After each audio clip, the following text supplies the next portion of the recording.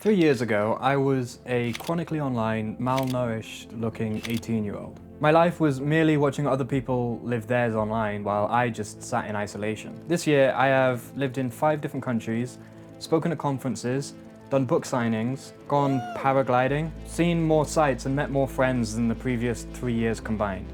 And it's only June. But there are still millions of stationary young people. They want to move out, to meet someone, to stop missing out on life, and they just don't know where to start. So they get flooded with self-improvement YouTubers, paid courses and paid communities. This is not one of those videos. Modern self-improvement ideology is primarily just how to raise your status advice, repackaged as holistic self-improvement. And so it misses important aspects of both the details and the big picture. They all try to give you the roadmap, but it is their destination. This video isn't going to give you a roadmap, because then it wouldn't be your roadmap. It's going to give you a compass that points to your northeast rather than mine. Anyway, this is all to say that your life tastes like cardboard, and you want to squeeze some more juice out of it. The good news is that you're capable of much more than you realize, but where should you start? Small. You start small. As I'm getting older, chip upon my shoulder, blown through life to roll over and die. Firstly, think of yourself as a dynamical system. You are not a machine. It's why life looks a lot more like a parabola than just a linear line. Anyway, what is a dynamical system? As an example, you have a forest with foxes and rabbits. If the foxes eat all of the rabbits, then there won't be so many rabbits, and the foxes won't have a reason to go to the forest. But now there's not many foxes in the forest, which is a good reason for the rabbits to go there, so the rabbits move in. But now there's loads of rabbits, which is a great reason for foxes to come back, and so the foxes, you can see how they have a dynamic relationship to each other. You must think of yourself similarly. There are many aspects of yourself: your behavior, your personality, your character, your environment, your habits, your values, and they all form a dynamical system. So no wonder it's really hard to figure out where to start. But there is one aspect of self from which any progress made will amplify progress made in all other areas: your character. To put it bluntly, your character is what fills in all of the holes left by your personality defects. But how do we improve our character? Well, it's said that all of man's problems stem from the fact that he can't sit alone with himself in a room for 30 minutes. So if we want to get started by improving our character, let's start there, sitting alone with your thoughts. I can already feel everybody clicking off the video. Just bear with me. I don't mean merely daydreaming and thinking about your problems. I mean self-authentication. What is self-authentication? Well, it's my proposed alternative to modern self-improvement, which shouldn't even really be called that. It should just be called status improvement at this point. It's ridiculous. Self-authentication has 3 meanings. 1, enhancing the authentic by removing the bullshit. 2, becoming the author of your own character development. And 3, taking back authority over your own actions. Self-authentication is not a to-do list. It's not a predefined list of certain actions you need to take in order to achieve a predefined end goal, jacked, rich, famous. It's a way of navigating the world that immunizes you against your own bullshit and the bullshit of the people around you, so that you don't merely achieve goals, but actually move in the right direction as well. P.S. When I say bullshit, I mean self-deception, falsity, and unnecessary noise. So how does self-authentication work? Well, you know how in video games your character has skill trees like strength, intelligence, agility, etc.?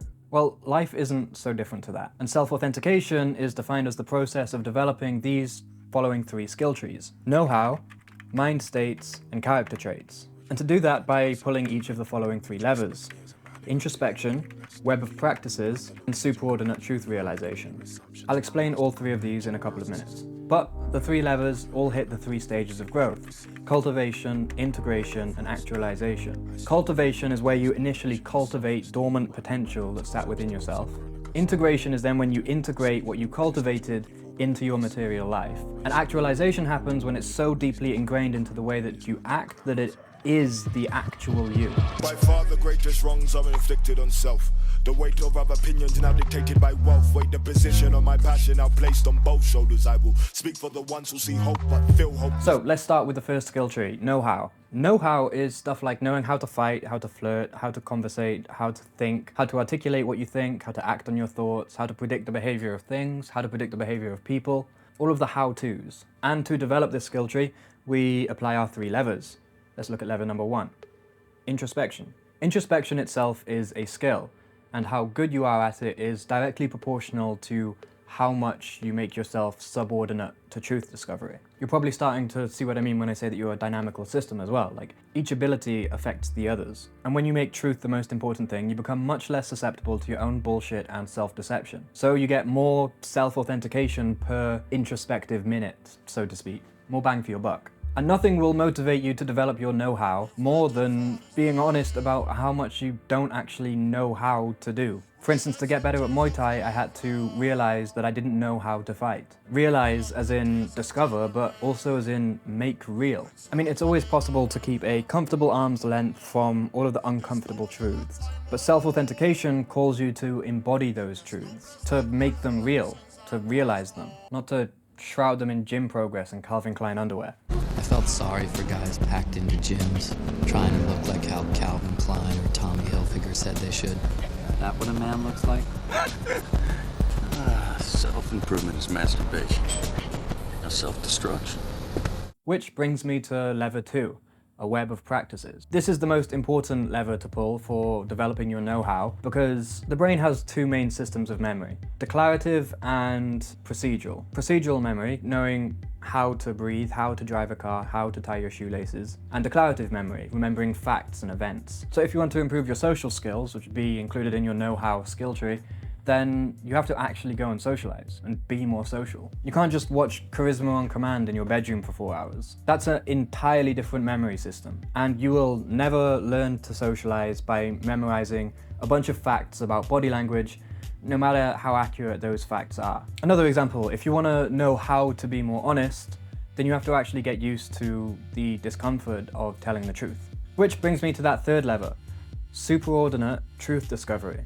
What do I mean by superordinate? Well, so long as you are using truth to become yourself, it will be subordinate to yourself, in the service of yourself, and will become laden with bullshit as soon as it points out anything that doesn't mesh with your preconceived identity that you're trying to build for yourself. This can soon lead to narcissism, as seen with many of the self-improvement gurus who post some real cringe on main. If you want to truly improve, you must engage with the truth, not with bullshit. And to do that effectively, you must use yourself to acquire more truth, not use the truth to acquire more of yourself. This is a sacrifice of sorts. You're kind of sacrificing yourself to the truth, but a sacrifice to the highest good, no less, and one that flips your agent-arena relationship around. Personally, I found this one lever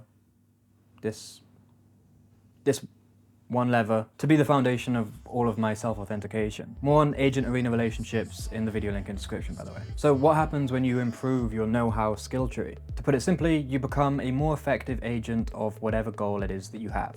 The second skill tree to develop is your mind states. We just discussed a perfect example of mind states. Using truth to acquire more of yourself is one state of mind, and using yourself to acquire more truth is another state of mind. Another example of one of the most bullshit-laden mind states of the modern world is the victim mindset. But all of these can be fixed. How? Well, let's start with level 1, introspection. If you take that idea of truth in the service of you versus you in the service of truth and let it marinate in your mind and really look at it from different angles, get a feel for the texture of it and what it would mean if it was true and what it would mean if it wasn't, and what it would say about you and how you would feel about that and why you would feel that way, then you're pulling the introspection lever. And I don't just mean repeating those words in your head, I mean genuinely thinking it with the meaning under the words. This is one of the highest leverage levers for mind states, because, simply put, it's hard to untangle a web of bullshit unless you look at it. Lever 2, web of practices. Say you're in a victim state of mind. A good practice to include into your web of practices is to victimize other people. Joking. A good practice is to literally just get good at something. It's much harder to feel like a victim when you're actively winning at a really hard hobby like piano or martial arts. Of course, you'll suck for a while, but it will be real friction. And in the absence of real friction, the mind will conjure its own, aka victim mindset. So if your mind is flooding you with fake hard, then get some real hard in your life. Pause. Lever 3. Superordinate truth discovery. It might be pleasant to adopt the mindset that the reason you can't get laid is because we live in a social dystopia and the sexual marketplace is all fucked and blah blah blah blah blah. But the power follows the blame finger. If you blame those things, you give them power. And maybe it's not even true. Maybe you just haven't included approaching girls in your web of practices. Maybe you don't even have a web of practices. Maybe you don't do anything. Or maybe you've been punching way above your weight class because your ego is still grasping hold of who you'd like to be rather than who you are. A symptom of subordinating the truth to yourself. If you are genuinely subordinate to truth, then you will find out the reason. And only then can you start actually fixing it. And finally, character traits. This is one of the most important. It ties the other two together. But first, we need to differentiate personality from character. Personality is just your predispositions. It describes how you're likely to react in response to various situations and stimuli. So it can be measured by personality tests like the Big Five, and it's generally a product of your nature and nurture. But character goes deeper. It relates to the values and the virtues that you embody. As you practice honesty, you become more virtuous, and so the quality of your character goes up. As you recognize the importance of truth, you love it more or value it more, and so the quality of your character goes up. It all contributes to the quality of your character. If you have, for instance, an addictive personality, to offset the dangers of that, you have to develop a disciplined character. But between introspection, mind, a web of practices, body, and subordinating yourself to the truth, spirit, the quality of your character will gradually improve. And then what? Not only will you become a better person rather than just an improved self, but you're also orienting yourself towards the stoic principles of what you can control rather than what you can't. By definition, this will make you more effective in whatever endeavor you undertake. So that briefly summarizes self-authentication as an alternative to modern self-improvement. But you might be thinking at this point, what should you include into your web of practices? Ideally, practices that help all three skill trees. If I was a modern self-improvement guy, then I would just tell you to brush your teeth more, go to the gym and wank less, blah, blah, blah. But you've already heard all of that. And you probably enjoy hearing it as well, because it gives you an avenue to improve yourself without having to confront the immediate problems that are unique to you and your current situation. You know what your most immediate problems to solve are. Maybe you have an addiction. Maybe you have crushing social anxiety. Maybe you don't call your parents enough and so it's damaging your relationship. Maybe there's some tough conversations that you need to have that you're avoiding. Maybe your diet is atrocious or your information diet is even worse. Whatever it is, start there. And if you don't know where there is for you, it's probably where you least want it to be, or where you least want to look for it. It's easy to fall into the trap of being immensely dissatisfied and uncomfortable with your current situation, and then thinking the solution is to get jacked and rich, before you've even solved your raging alcohol addiction. Because to solve that, you'd have to look at it, which is very uncomfortable. You'd rather just be an arm's length away from that at all times, while allowing the pattern to continually hum in the background. Another example of why subordinating yourself to the truth is so important, foundational rather. To solve getting rich, you get to think about being rich all day, which is much more fun.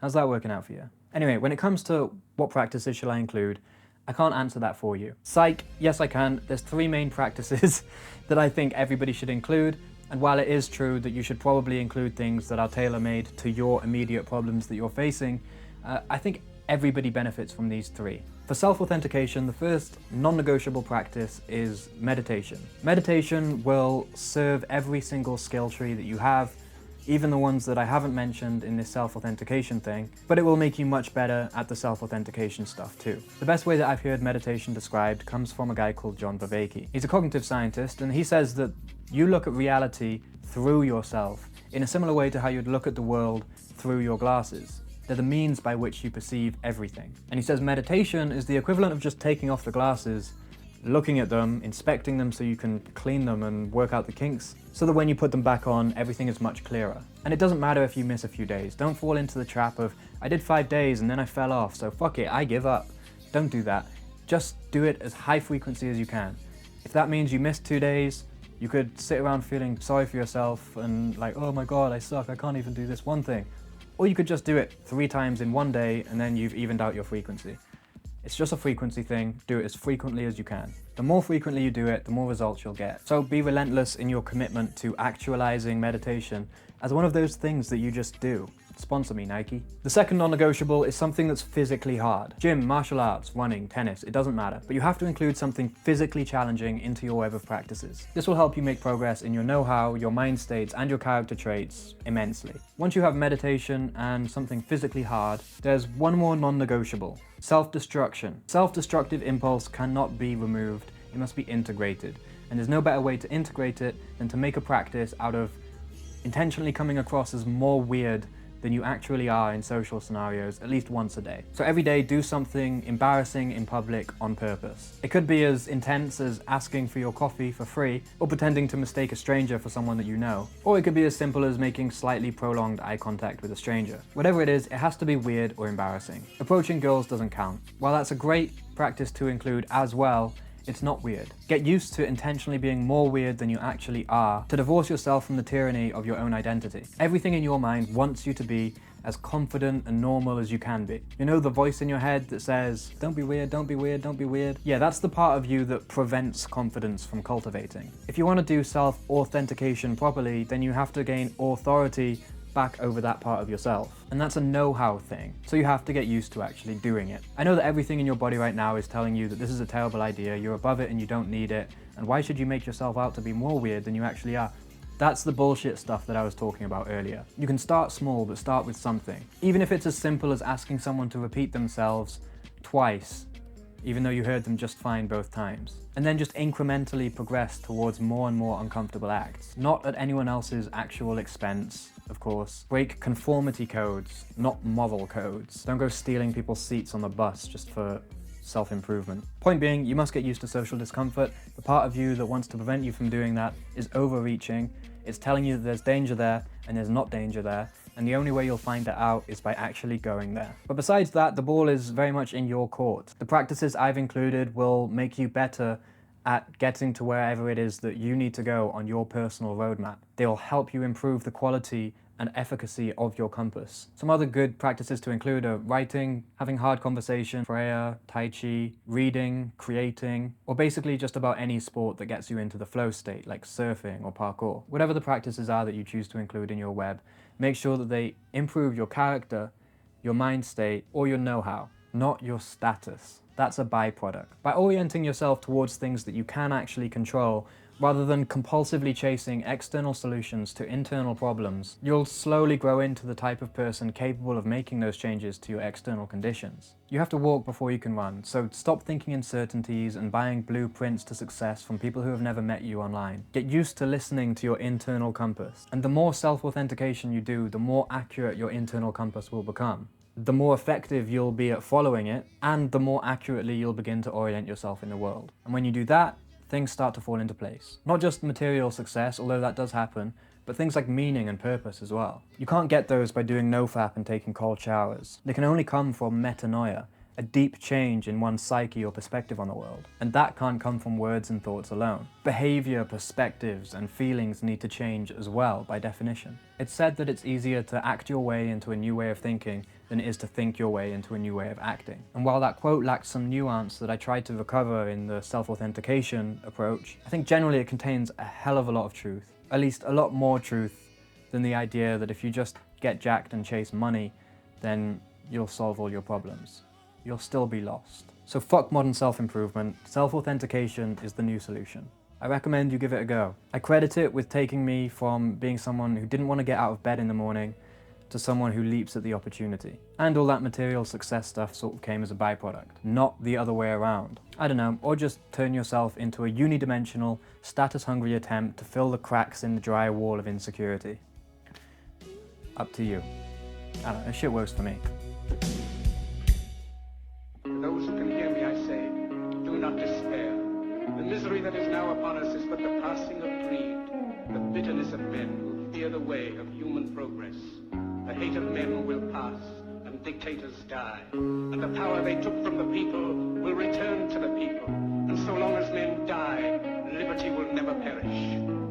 Don't give yourselves to these unnatural men with machine minds and machine hearts. You are not machines, you are not cattle, you are men. You, the people, have the power to make this life free and beautiful, to make this life a wonderful adventure.